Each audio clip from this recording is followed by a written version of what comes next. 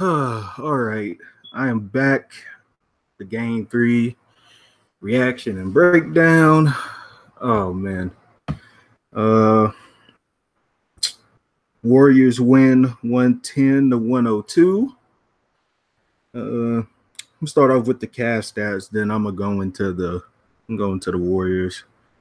Bron had 33, 10, and 11. Now I'll speak on LeBron with KD too towards the end. Bron had 33, 10, and 11 on 13 of 18 shooting and 1 of 6 from the 3-point line. Tristan had 8 and 7. JR 13 points, 5 of 14, 3 of 10 from the 3-point line. Kevin Love gave you another 20-10 game, 20 and 13, which is not bad, but 6 of 13 and 3 of 7 shooting. George Hill only gave you 5. Rodney Hood, that's was a surprise. 15 points on 7-11 shooting. Jeff Green gave you 3, and Nance gave you 5. Corver went 0 for 4. All right, let's get to the Warriors. I'm gonna say KD stats last because he was ridiculous tonight. So I'm start from the bottom up. I'm start with the bench. Bell 10 and 6. Livingston 8, Iggy 8, which is his first game back tonight. He gave you 8 points. JaVale McGee 10. Steph had 11, 5, and 6 on 3 of 16 shooting and 1 of 10 from the 3-point line. Draymond had 10. Clay had 10, 4 of 11 shooting, and Kevin Durant dropped an easy 45, going along with 13 rebounds and 7 assists. So with this game, it was once Steph wasn't knocking down his shots. He didn't hit a 3 until the fourth quarter. KD definitely stepped up. I kind of figured he was going to have a big night after he dropped, I think, 21 in that first half, and he missed like 3-4 shots.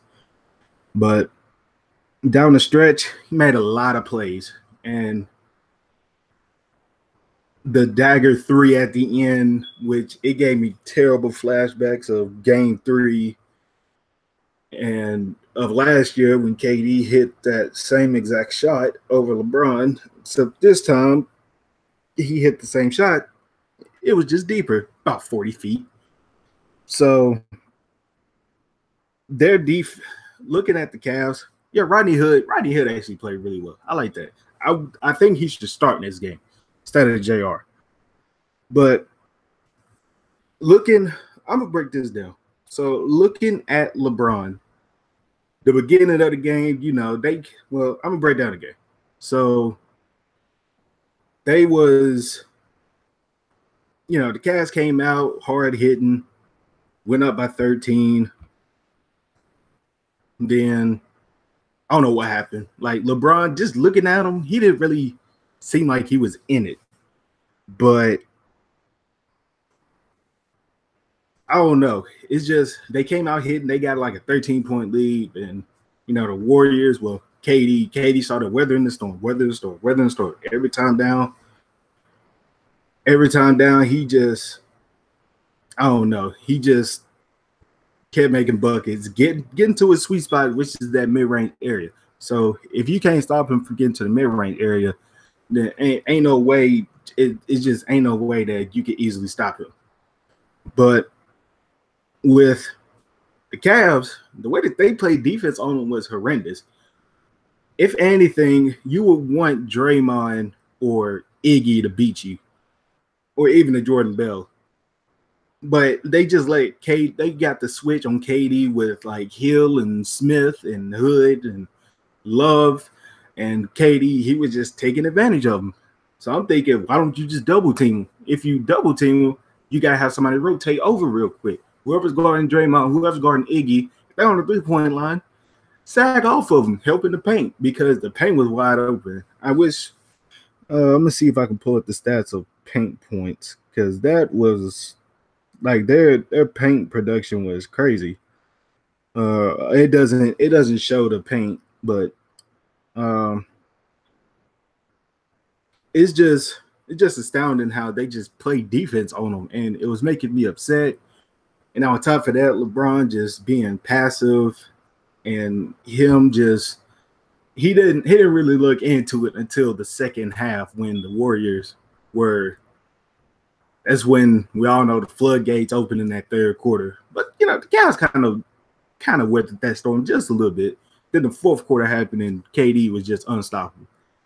But yeah, he looked out of it, which I'm kind of surprised. I mean, he still had a triple double, but I mean, it doesn't really matter at this point since they're about to get swept on Friday. So, I mean, it's just crazy. Like I don't expect Steph to have another shooting night just like that, or Clay to have another off night like that. But I do expect them to come in full force coming on Friday, unless they decide to let the Cavs win that game, then they could close it out on their court because Golden State is yet to win the finals on their home court. But I don't really expect that because you don't want to do that, really. You really you want to go on the road and just close it out as quick as you can. But looking at my last breakdown of the game, I was thinking, okay, Golden State got a lot of calls, especially in that second half. So I'm thinking, okay, they're going to come out. They're just going to give the Cavs all the calls, all the calls, all the calls, all the calls, all the calls. It didn't really happen it happened early, but it wasn't free throw attempts. It didn't really happen until the fourth quarter when they started attacking the rim is when the rest were trying to, at least get the game close. But I think how many free let's see. The Warriors had made 17 free throws, and they only had 4 in the second half. So I'm thinking, okay, maybe they could shift it towards the Cavs a little bit, but it wasn't really the case. And then think the NBA refs union, they were on Twitter just tweeting during the whole game about this call and that call and that call and that call, like questionable calls during the game, and fans could interact with them. But it was just interesting seeing how they just attacking the rim, no call. Attacking the rim, no call. I'm talking about the Cavs. They attacked the rim, barely any calls to the fourth quarter. And when you go 12 or 13 in the first half, as the Warriors did, I think KD shot, I can't think what it was. I think he shot about 7 free throws in that first half, 8 free throws. He finished 7 of 7. So I'm not gonna say it was on the rails, obviously, because the Cavs' paint defense was horrendous, which they need to fix. But I give all credit to Kevin Durant. It looks like he's back to that killer mentality, which I mean he already had it, but if you could tell from that Houston series, like that middle of the road Houston series, he wasn't feeling like himself. I think he said like Kerr was saying he wasn't putting up good shots. So now if you look at it from the last 2 games, he had a shot over 60, 65%. So he's getting much better shots now. And I credit him for that. So like I said, Friday, it's just what I expect. I expect the Warriors to just go ahead and just close them out. It is going to depend on the mentality of LeBron coming out because it's going to be on him because he was passive, lethargic at time. Of course, we know he usually likes to, complain about calls that he don't get. When he doesn't get them, he doesn't rush back on defense. He had some careless turnovers. It was at times where he had a lane to the rim, and he would just kick it out.